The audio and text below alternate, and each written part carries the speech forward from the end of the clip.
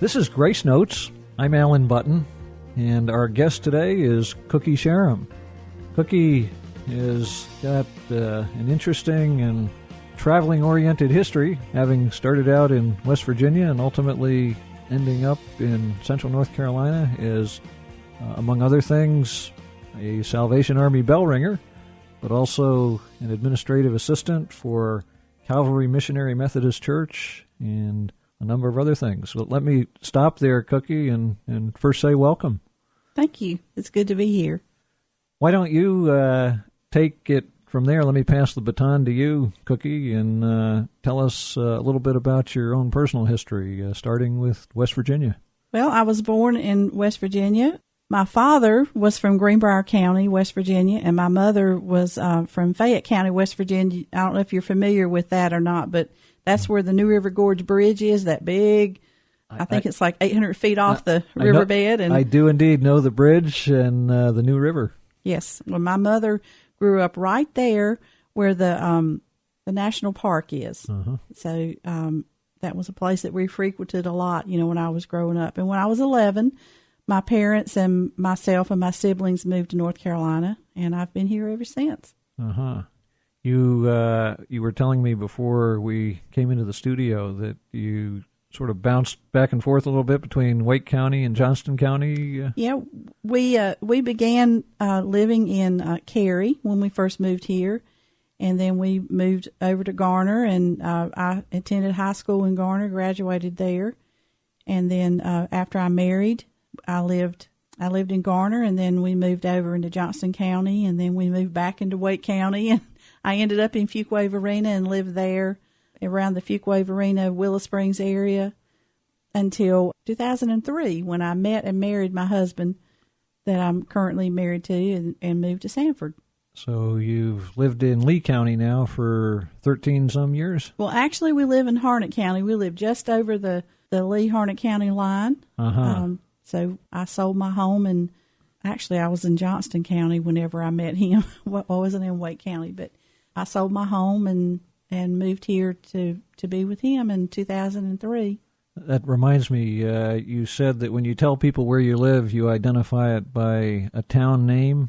Olivia. Yeah, Olivia. We live close to Olivia. We wanted to put a little plug in there for Olivia, yes. The name of our mascot here at the station. Very good. Tell us more about your family. Brothers, sisters, children, grandchildren. Well, my husband and I together, well, let's see, he has 3 children by his first marriage, and he has 9 grandchildren and 4 great-grandchildren. And I have a daughter by my first marriage. Her name is Emily, and she's married to John. They live in Fuquay Arena, and they have 4 little girls. 4 little girls. Yeah. Boy. Yeah, they have Natalie is 12, Olivia is 10, and Beth and Agneta are twins, and they are 7. That sounds like a busy household. It is. It is. They are my treasure. Let's talk, Cookie, about this first song that you've identified. We're going with a Christmas theme, I see. I Want a Hippopotamus for Christmas. What's special about that for you? I just think it's a fun song, and I tend to like the older music. I like the things that were recorded during that era, and I think it's important to have fun. And I love children. I love working with children, and this just really reminds me of kids. It fits in well with that list of children and grandchildren that you just gave us. Are there any particular Christmas traditions in your family that relate to music and so on? No, not really, except that we just, we love music. I have a pretty large collection of Christmas music that I pull out every year and pack the console in my car full of CDs, and I've got my little basket at home. And you were telling me something about stuffed animals. Oh, yes. What is that all about? I do have a collection of stuffed animals that are all musical that require batteries, and I get them out every year and put their fresh batteries in and put them around the Christmas tree. And when my grandchildren come, we have a family get-together every Sunday, before Christmas with our children and grandchildren. And so I put them out there for my grandchildren, and they of course, turn them on and all at the same time. And my children are saying, please don't put out the stuffed animals. What do you know about this particular song, I Want a Hippopotamus for Christmas? Can you give us any background on it? Well, I know that it was written by Gayla Peavy. Uh-huh. Not written by, I'm sorry. She didn't write it. She performed it when she was a child. Sung by Gayla Peavy. Yes. Okay. Sung by. That was back in 1953. Yes. And that's about all I know. Well, it's a wild song. It's one actually that I guess we've had requested before here at the station, and I think we've got it on our more or less regular Christmas playlist. I think I saw that actually Gayla Peavy, after this song came out, had a hippopotamus given to her, and she donated it to the local zoo. And I was not aware of that. yeah, she donated the hippopotamus to her hometown zoo in Oklahoma City. That would be quite a Christmas gift. Mm-hmm. It would be. Well, let's hear the song. I Want a Hippopotamus for Christmas by Gayla Peavy. I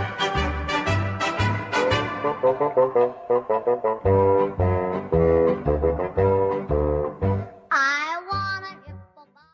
I only like hippopotamuses, and hippopotamuses like me too.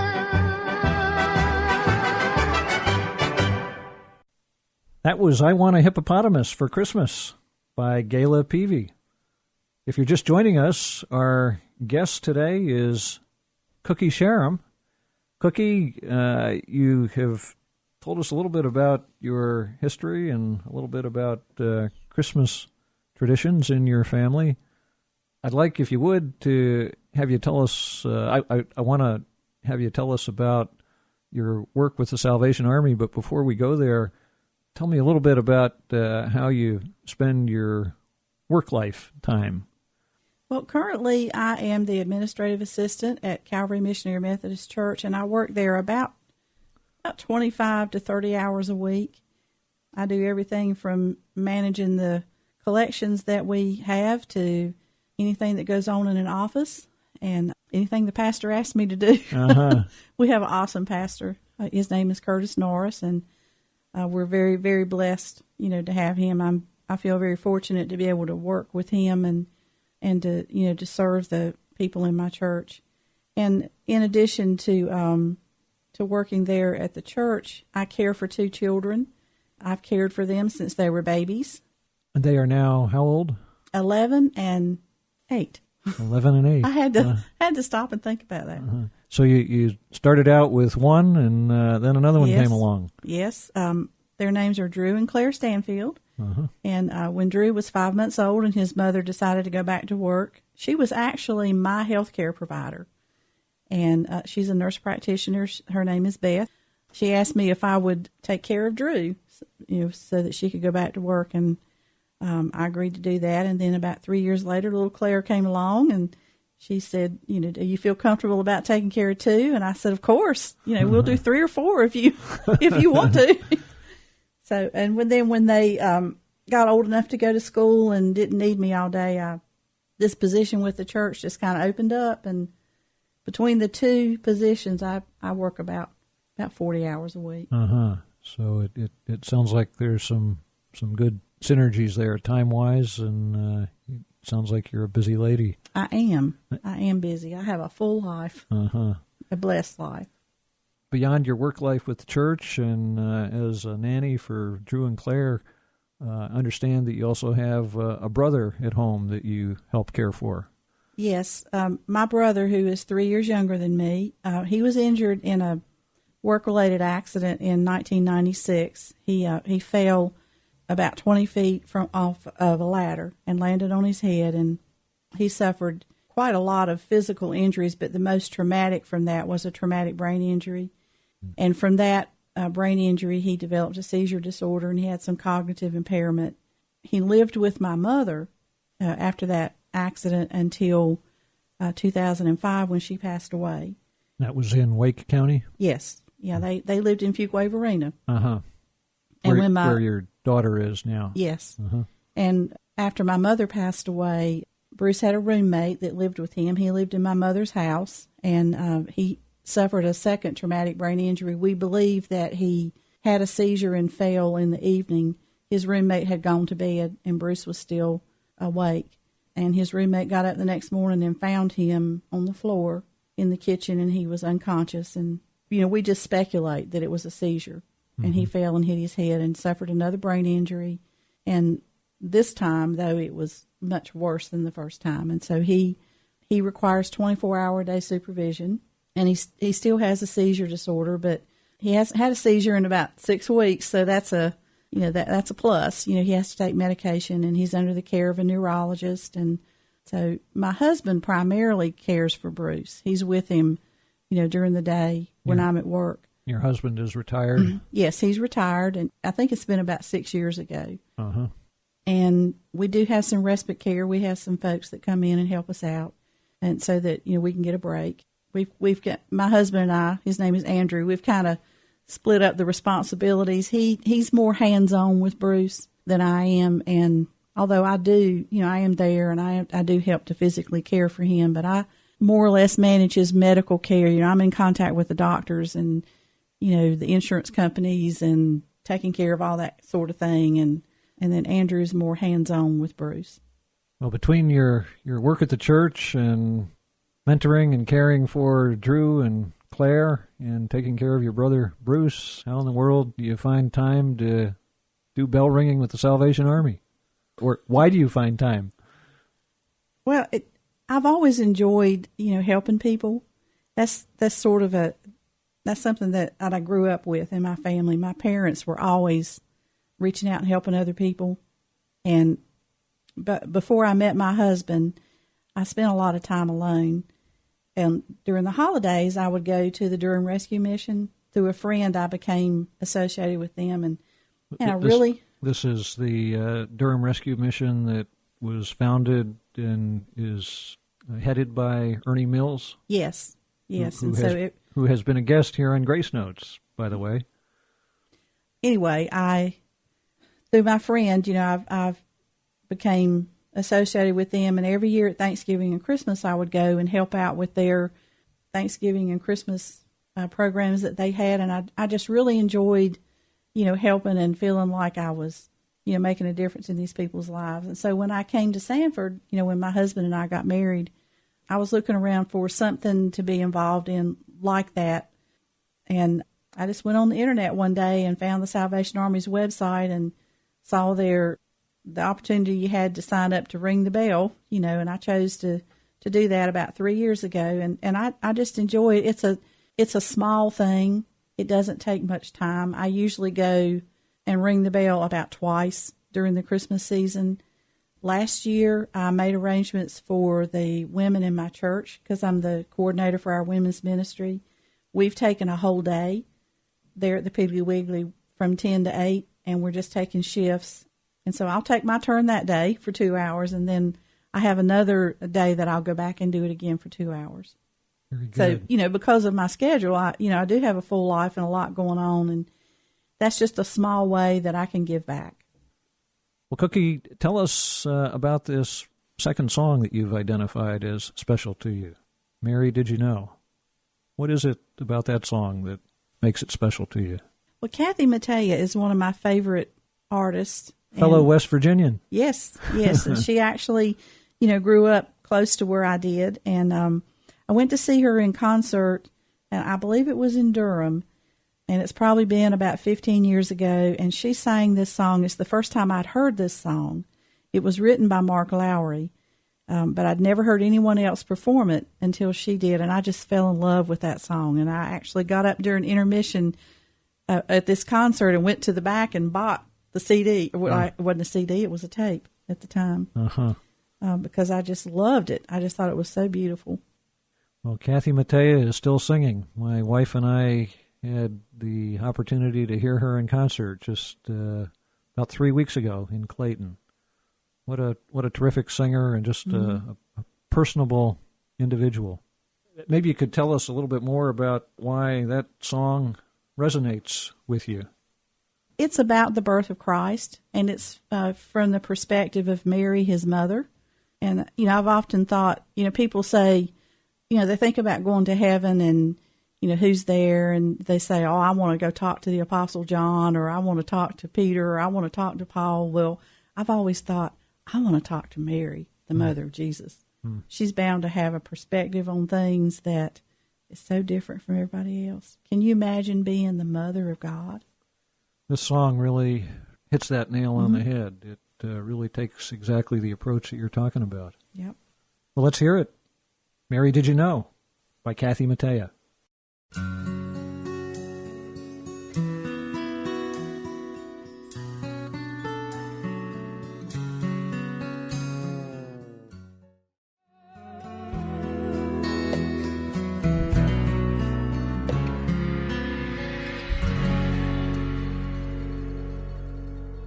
That was Mary, Did You Know? By Kathy Mattea. Our guest today is Cookie Sharum. Cookie, you've mentioned that you're involved with the Salvation Army as a bell ringer. Tell us more about why you do that and what exactly it is that you do. Well, as a bell ringer, I physically stand out in front of a store and ring a bell in front of a kettle, and people come by and put money in. And I think most of us who have been any place retail during the holidays know exactly what you're talking about. Right. We've got a picture in our minds. And what's significant about that is that the money that is collected by the Salvation Army stays right here in our community. It helps our neighbors. And I know that the Salvation Army, they help people. They have a food pantry, 4 days a week, where people that need, help with food can come in. They help with clothing. They've got their store, where you can donate items and people can go in. And I shop there myself. I go through there periodically to see what's been donated, and I like a good bargain. But I also know that, when I spend there, that money, goes to help people that are in need. They don't just physically help people, but they try to change their lives. They have a program where they do some job counseling. They also have a GED program where they try to help people to get their GED, try to help them get on their feet and be able to be self-sufficient. But another thing that's important to me about the Salvation Army is that they do all of those things in the name of Jesus. They share the gospel with people. They don't push it on them. They don't make them listen or make them accept, but they give them that opportunity.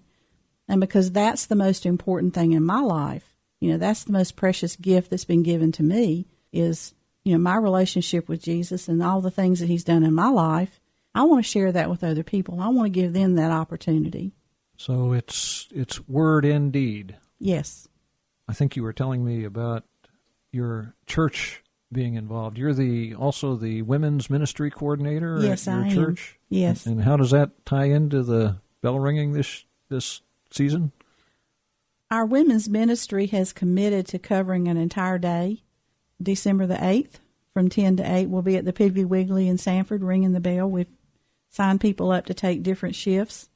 And we're encouraging other people in our church to come forward, not just the women, but families or husbands and wives. And I was just thinking that was such a good opportunity, if you have children, to take them with you and give them an opportunity to think about how they can serve other people and think about how they can give during the Christmas season and not just about what we're going to get. Because we live in such a materialistic society, and our children, if we're not careful, are going to get the idea that it's all about me and it's all about what's going to be under that Christmas tree Christmas morning. That's important, and it's okay to enjoy that, but that's not what I think our focus should be, our main focus. So the bell ringing can be done by families and children even as well.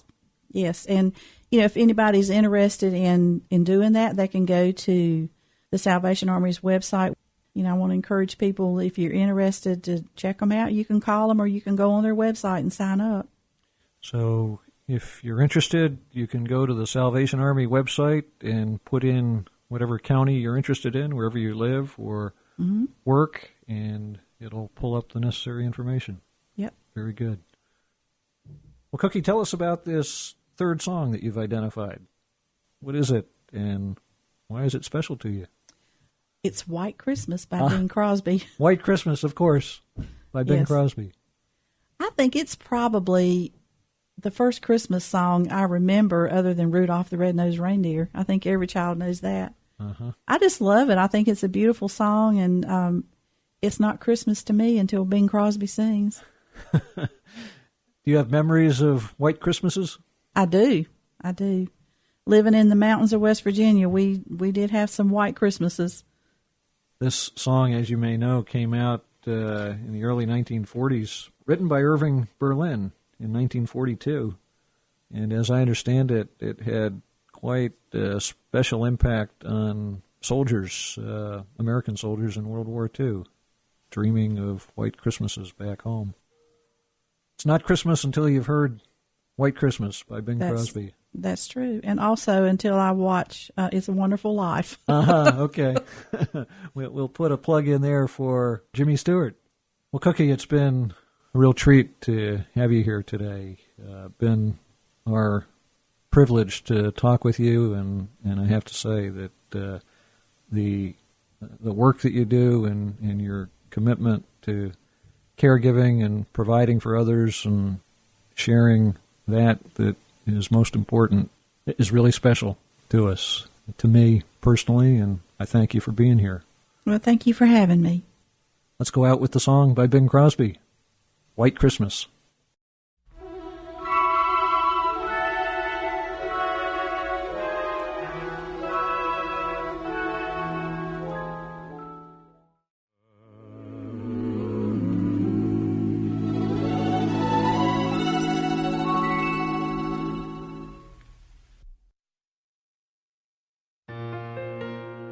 You've been listening to Grace Notes, a special program here on Life 103.1 featuring people who may be relatively unknown, but who meet life's challenges in ways that brighten the lives of those around them. Our producer is Will Robinson.